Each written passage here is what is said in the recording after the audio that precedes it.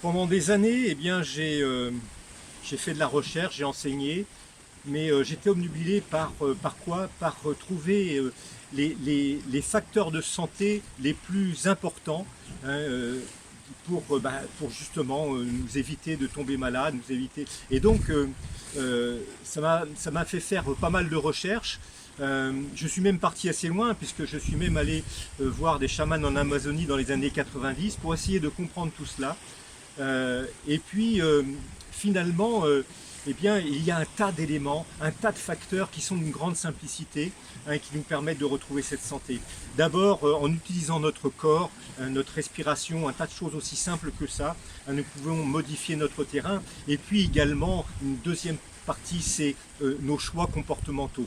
C'est nos choix comportementaux au niveau émotionnel, au niveau de nos schémas de pensée et au niveau de la relation que nous avons avec l'environnement.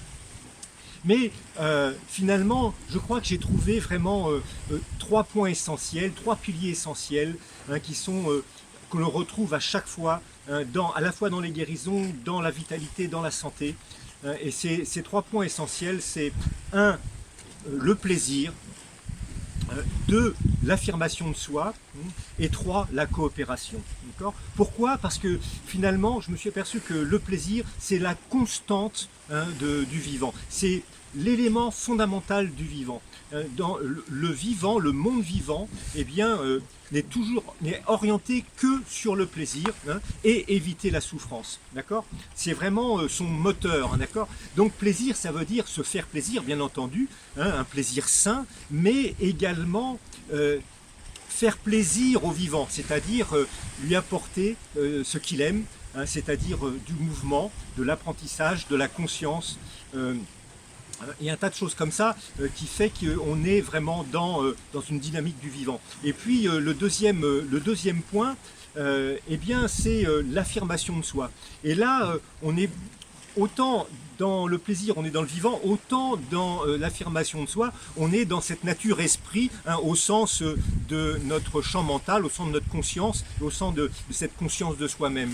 Et donc cette affirmation de soi, elle est vraiment nécessaire. Ça veut pas dire compétition, marcher sur l'autre, ça veut dire simplement reconnaître son potentiel, reconnaître ce qui en nous a une valeur d'épanouissement et d'accomplissement, hein, et d'y aller, c'est-à-dire le prendre comme point de référence, hein, et de l'assumer. Et ça, c'est également un point énorme pour la santé. Et le troisième, c'est la coopération.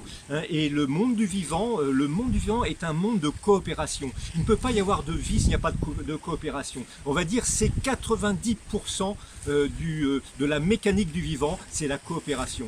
Et donc, on sait bien d'ailleurs aujourd'hui que plus on coopère, plus on est coopérant, c'est-à-dire plus on est ouvert à l'autre, plus on est dans l'empathie, plus on est dans le partage, plus on est dans la bienveillance, et bien plus notre terrain hormonal va changer, hein, et va produire des hormones qui seront capables de nous positionner dans un terrain propre à la régénération et à la résolution de problèmes internes, d'accord, aussi bien émotionnels que physiques.